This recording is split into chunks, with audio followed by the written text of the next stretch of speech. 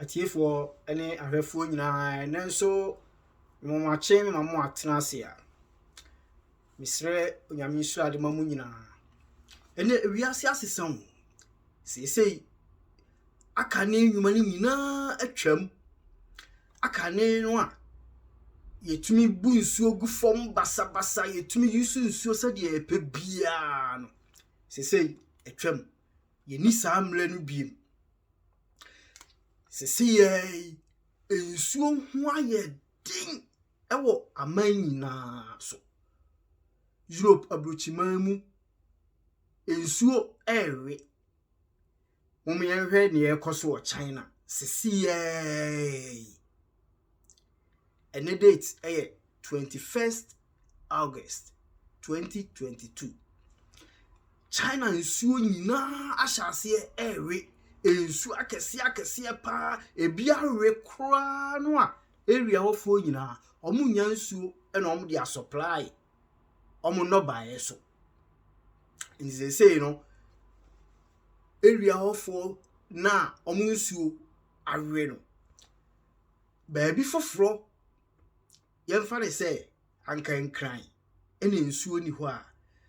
ɛgye sɛ Kumase ɛna ɔmo de nsuo free ɛbɛ supply nkranfoɔ no for example enti saa China area hɔ a mebɛka ho asɛm yi ɛhɔ no asɛm a asi wɔ hɔ no rivers nyinaa we nsuo nyinaa we ɔmo nya nsuo no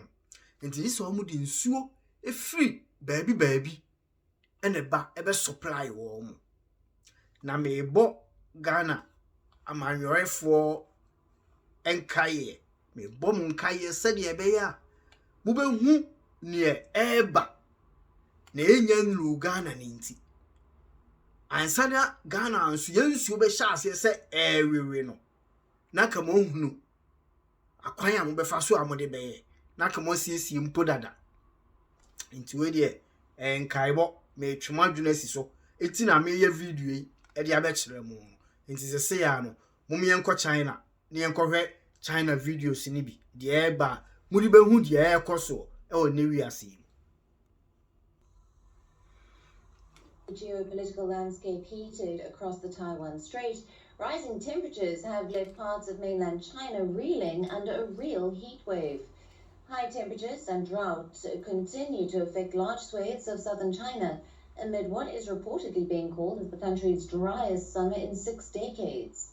The National Weather Agency warned on Saturday that the drought conditions have significantly increased. It forecast high temperatures and no rain for at least 3 more days from Jiangsu and Anhui provinces, northwest of Shanghai, through to Chongqing and the Sichuan provinces to the east of Tibet.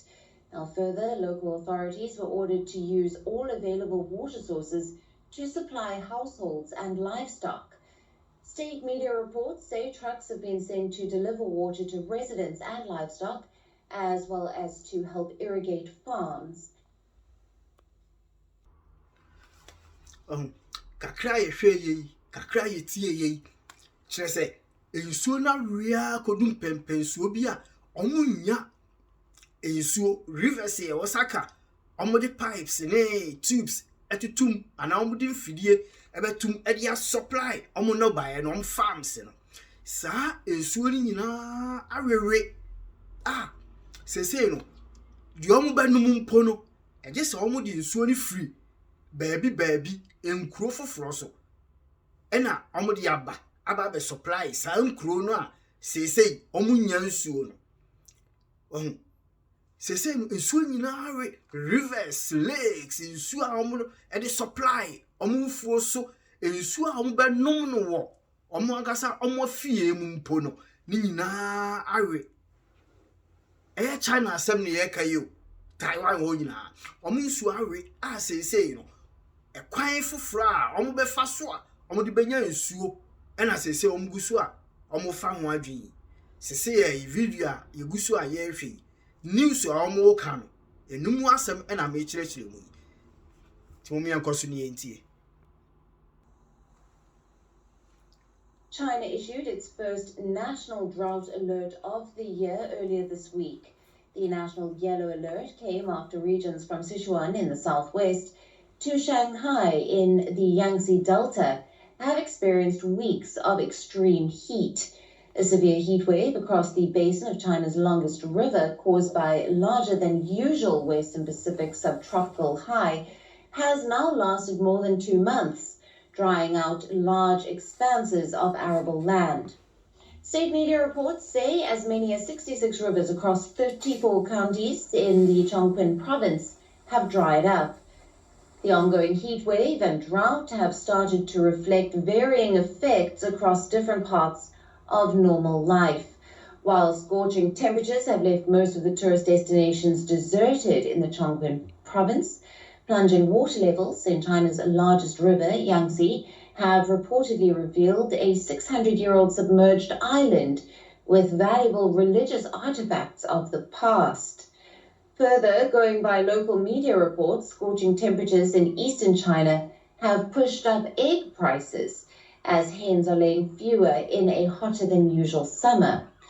In addition to impacting poultry farms, the heat wave has also forced in lithium hub Sichuan in the face of the soaring demand for power. Provinces including Zhejiang, Jiangsu, and Anhui from western China have also reportedly issued electricity curbs for industrial users to ensure homes had enough power. Further, in eastern China's Jiangxi province, 11,000 people had difficulty accessing drinking water, while local media reports say that more than 140,000 hectares of crops were damaged. China has warned that the Yangtze drought could last until September, as authorities enti the ekoso no China omayimu asem ne yekan ensuo a ewo ho nyina awe akodum pempensuo bi a gise omkọ pensuo ni free baabi foforo a se oman ne so enti baabi a eho nsuo awe na omunya nsuo no gise omkọ pensuo ni bi free baabi ena om de aba be supply om sese emre a edu no na the enti ame video nyina ne se politician bia obetie video ebie no ebeye se anka obe forward ana se obetwere ho nsem na de akwakoto parliament na ka parliamentarians no omatumi ahwede ekoso owiase se omunhu ya na se omunte ya na Ghana ye rivers nyina Ghana ye nsuo nyina no omahu kwan papa omde befa so esan se ye me enaka me ye government ala se misiso a obia appointing nsa na ode kire ye president obia appointing nsa na ode kire ye president no it is a me na misiso a amanfo appointing omonsa de kire me so se ade na me mo Ghana ye nsuo hu ban a ade ba akopeda kame gold ena ye tu enti ese ye nsuo nyina se ye nsuo nyina ase ya obia ni ho be survive Ghana enti sa gold no yem bind it's supposed to be bound at all obia into gold bi mining ni atwam so licenses so ni licenses so na your contractor ben so na your hwan una ni pa ben ni atwa ni nyina mu said ye be ya obia into galam say bia fa kwose nsuo no na ke nsuo ni nyina ho ato no nsuo ni ye kama na da ho a obia nsei mu hwe sa nsuo no na Ghana ye no ye de bebo ye bra na say ye de hwe ye ho ye benya bia nom ye de benya bidia survive bibia say oman kese te se China omo na say omo nsuo ewewe no ole mo nsu kase pa na da ho no nsu a ye hwe ya bridge edasu nsu kase pa da o man ni mu no ba akoro no so enti sansu yi aria bedum pempensuo bi a baabi kura na twitwa asi enti and no buy na omo pensuo dia supply no omo nya bi fan supply ena afia mu nso akombenya nsuo anom no omo ni bi enti dis omo de nsuo ni free ba bi da be supply omo ora omo yankoso ne hwe video no.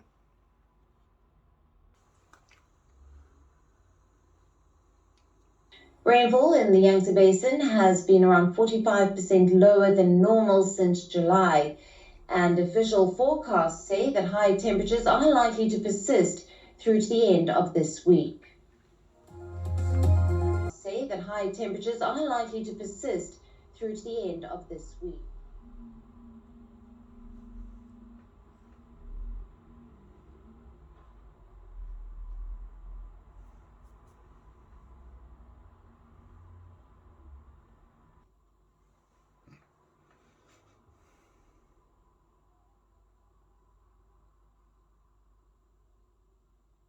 Local Chinese media reporting that over 11,000 people are having trouble accessing drinking water and that over 141,000 hectares of crops damaged due to the water shortage. China is the world's largest producer of rice, wheat and potatoes. Both drought and the floods affecting food production across the country as the world struggles with a grain shortage due to the Russia-Ukraine war.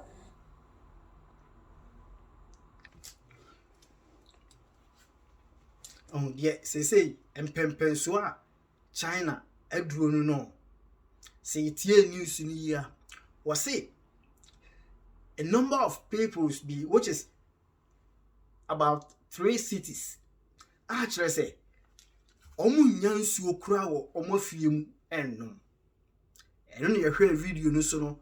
asukase akase dey do manim no awia ma omu nyansuo supply and no by the whole world omo supply and more wheat any ade no see yi the whole world countries bear me and sa China e ka ho bi say you know omo nyansuo supply enti so hwa e de ni besi mumyenfa ye Ghana yensuo emra said yensuo ye rivers empempeso a yenso ye de aduro no yenso yenfre no emla ne yenhwe de eno nso eye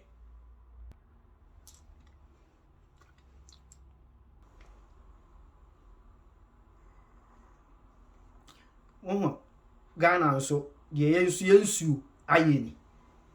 ni nyina ne sen omso omutu gold galam safo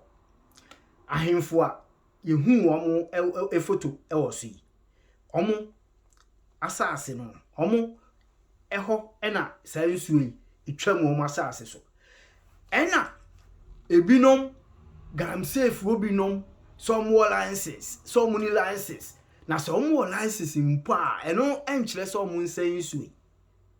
otimase ena sesei ensuo ya yesei akaka kra bi sansu yi bewe esukase pa o river pra esukase pa wo Ghana se ka the longest largest biggest rivers wo Ghana eno so ka ho bi kobo epomu no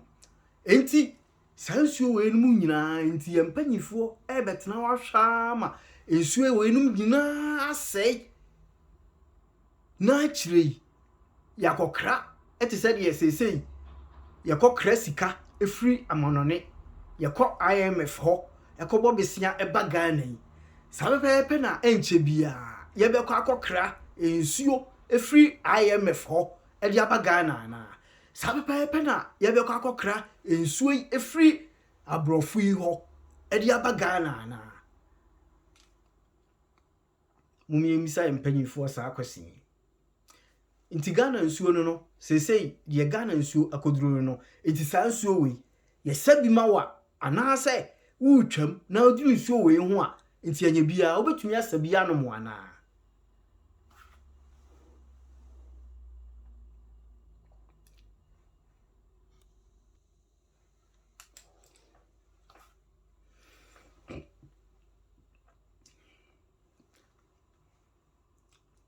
we Ghana ye forest akese mu pa na nsuo yi ene nam no he aha nyina nche ha nyina ikuro egu ho ɛhɔ nyinaa yɛ nkuro wode ɛmo hwɛ benkum so hɔ no wahu ɛhɔ nyinaa yɛ nkuro amanfoɔ ɛtete hɔ saa nsuo wɔ yia na ɔmo nom saa nsuo wɔ yia ɛna ɔmo de ɔmo bibia saa nsuo wɔ yia ɛna ɔmo de supply ɔmo nɔbae saa nsuo wɔ yia na ɔmo de yɛ irrigation bibia nsuo a ɔmo nom no ɛno ni o ɛna ani ayɛ saa no nti sɛ mo nom nsuo wɔ yi anaasɛ obi nom nsuo wɔ yi bɛyɛ sɛ afia mo na mo nwen ho yare bɛn na saa nipa ne benya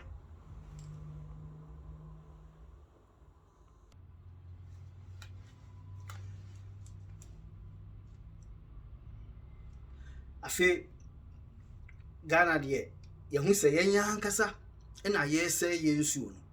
wɔn sɛ de ɛteɛ galamsefoɔ ɛna yɛsɛ yɛ nsuo no afi mu yɛnkɔ baabi nso a aman foforɔ nso so a yɛdi kan nso ahwɛ China de yɛnkɔ America nso yɛnkɔ hwɛ ɛhɔ nso nsuo sɛ de ɛteɛ sɛ de bɛyɛ mo bɛhu sɛ ewiase nyinaa nsuo ɛrewe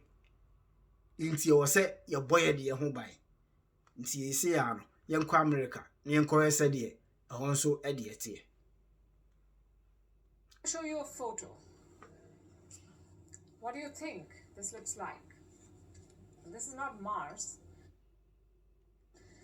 Let me now show you a photo. What do you think this looks like?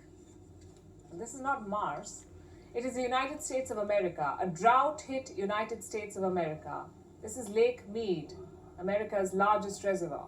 Its water levels have fallen to 28%. It is 175 feet lower than it used to be in the year 2000. What do you think is happening here? The US is battling extreme heat and low rainfall, and the result looks like this. Almost all of the American states are experiencing drought conditions. In some, it's severe, in some, exceptional, like in the case of Texas. Here, farmers have had to sell their cows for slaughter well ahead of schedule. Why? Because they could not afford to keep the cattle. Water sources have dried up, and there is no grass to feed the cows. Farmers in Lone Star have downed their herd size by 50%. 43% in Mexico, 41% in Oregon. 37% of American farmers have killed their existing crops. They're convinced that crops won't mature under such dry conditions. How dry are we talking about? The US experienced the third hottest July on record. In parts of Texas, the average temperature was around 38 degrees. For the US, this is beyond normal. As we speak, 60% of West...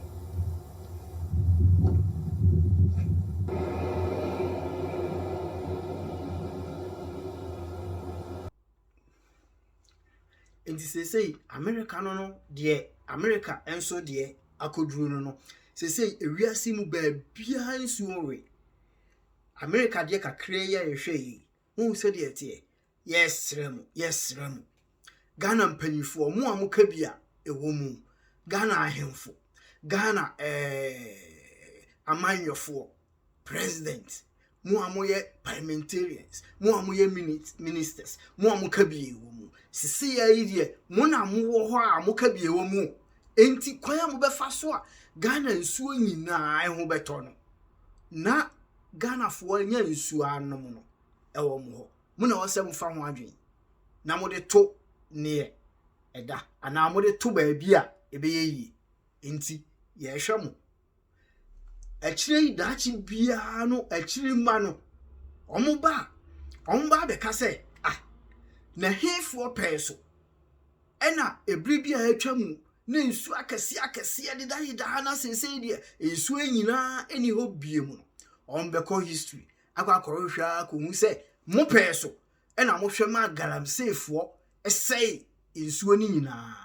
enti asotwe ana se bibia wo ho a mo na ombebo mutiri so sesei na wo se mutu hu anamo bibia mo ya ebeye yie no ekwan bia mo fa so a ebeye yie no o se mo fa sa akwan ne so na nsuo no eyetumi yie by force eye wo hye se wo se mo hwe ma nsuo no yie idi be si ya da mo se